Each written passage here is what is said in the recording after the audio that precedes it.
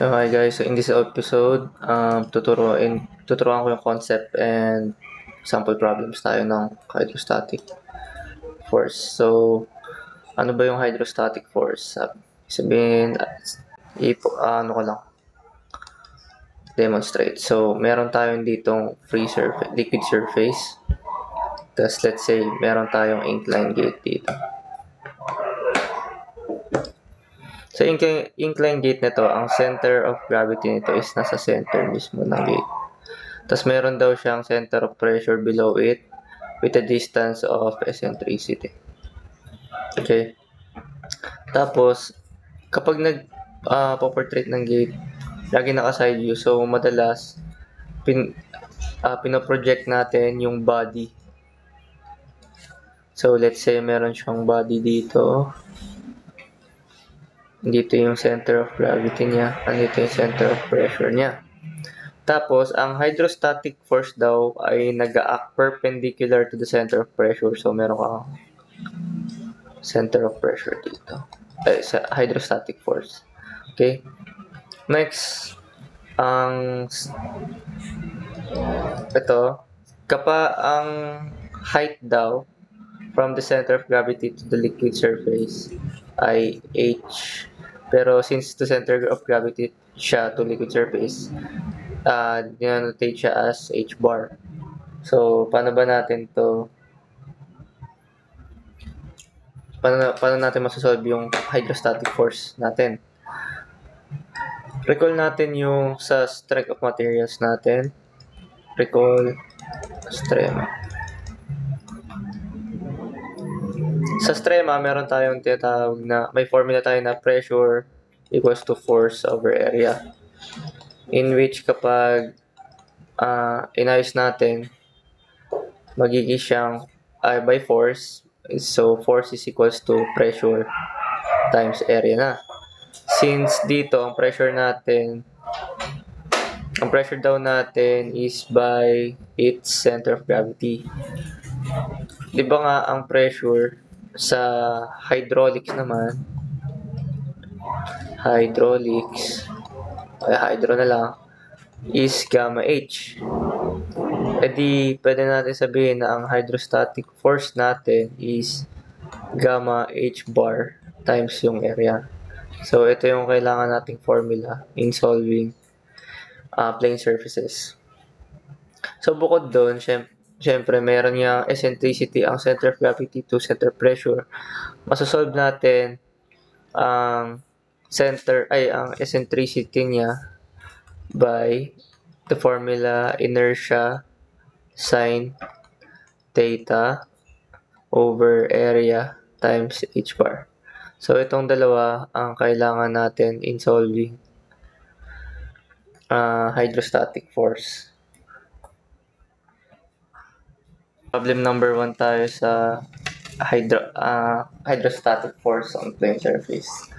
So, a circular area of diameter d is vertical and submerged in a liquid. Its upper edge is coincident with the liquid surface. Derive an expression for the depth to its center of pressure. So, let's say meron tayo, ayan, free surface daw. Tapos, meron daw bilog. May bilog daw na nakasubmerge sa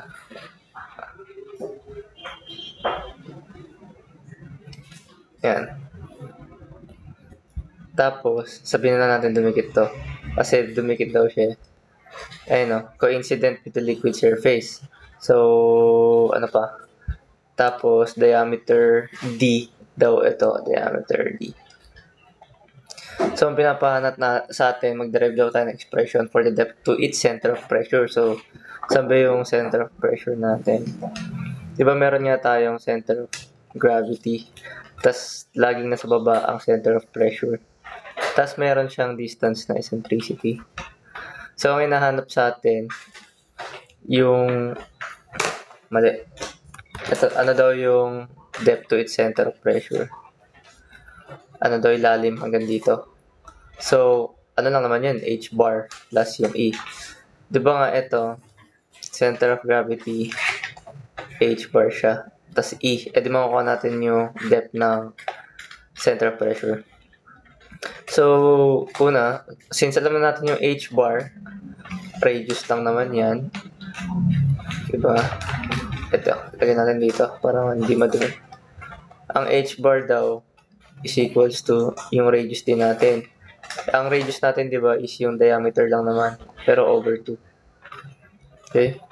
Tapos, yun nga, solve natin yung eccentricity. Ang eccentricity, di ba, ay I sine theta over the area times H bar. So, ang inertia ng circle ay pi d raised to 4 over 64. Tapos, sine, meron tayong theta dyan, 90. Kasi, 90 degrees lang naman to. Yung H bar natin, 90 degrees. So, 90 degrees. Tapos, area ng circle, di ba nga, pi d squared over 4. Times yung H bar natin, which is yung radius, d over 2. So, masasolve na natin yung sa eccentricity niya. Pag tinype nito sa calcu, ang lagay nyo lang ay pi s to 4 over 64. Wala tong raised to 4 pala. Pi over 64 over pi over 4. Tapos divide nyo ulit sa 1/2. Yung 1/2 yung d over 2. So, pi over 64 over pi over 4 divide 1/2. 1 over 8. So, ito daw ay d over 8. So, yung depth naman daw to center of pressure, location ng center of pressure natin. Sabihin natin center of pressure location niya. Look. Ay, depth na lang. Depth. Ay eccentricity plus yung H bar lang. Therefore, eccentricity natin is d over 8 plus d over 2. So, 1/2 plus 1/8, 5 over 8 d. Ito na yung sagot na.